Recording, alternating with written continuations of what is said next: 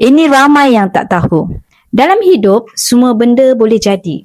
Kita jatuh sakit, bisnes jatuh, ada kes mahkamah atau jadi mangsa keadaan. Dan bila benda buruk terjadi, hampir semua aset boleh dibekukan.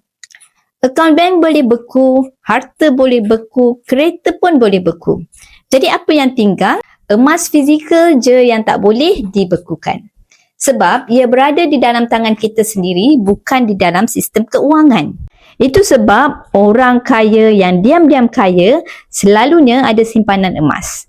Bukan nak tayang emas, tapi nak pastikan ada kekayaan yang tidak boleh disentuh oleh sesiapa kalau hari malang berlaku.